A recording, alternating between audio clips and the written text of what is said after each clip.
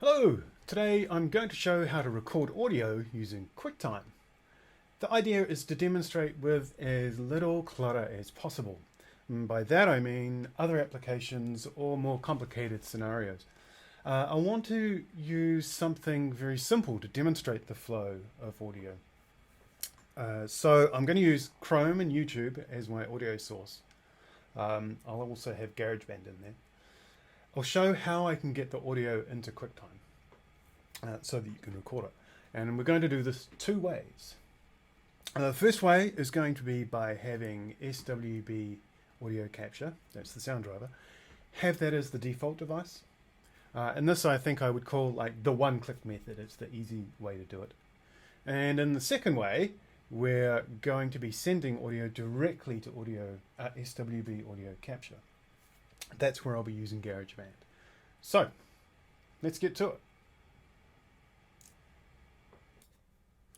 Right, let's have a look at the first method, and that's making SWB Audio Capture, that's the driver, making that the default output device and recording with QuickTime. So, you'll see here, I have Chrome with a small video clip, and this is going to be my audio source for this example, so that's what I'm going to play. I also have QuickTime open, and I've gone to New Audio Recording, and I've changed the microphone input to be SWB Audio Capture.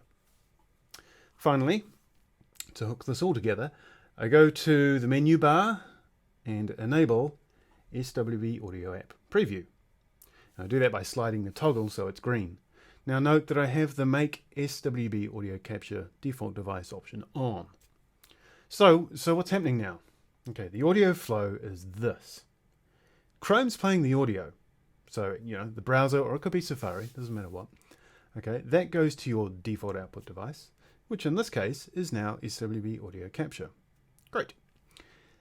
Audio enters the SWB Audio Capture driver and it appears on its other side. I've got other videos on that, by the way. Just have a look in the playlist. I do explain the whole driver if you want more detail on that. Now, because it's now in the driver, we can record it with QuickTime.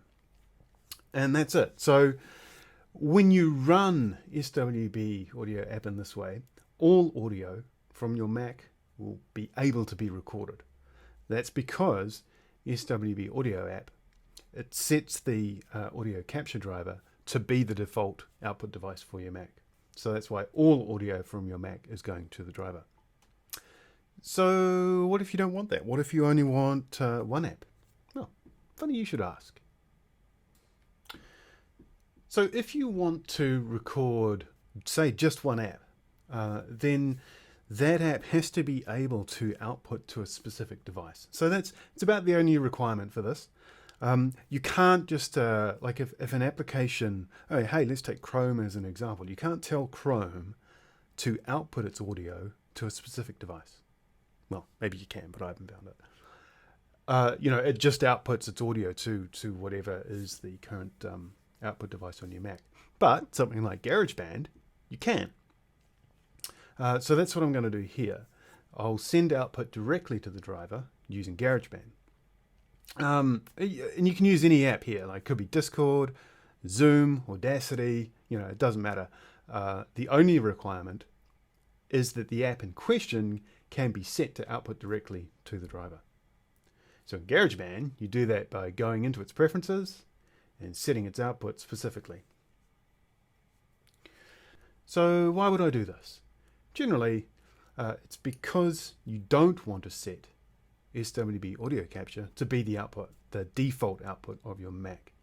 It might be that you're using the default output for some other task, or maybe you're just wanting to capture the output of just one application. In these cases, it's easier to tell that one application to output its audio to SWB Audio Capture. Then you know for sure you'll only be recording just that one application. So it's situation dependent.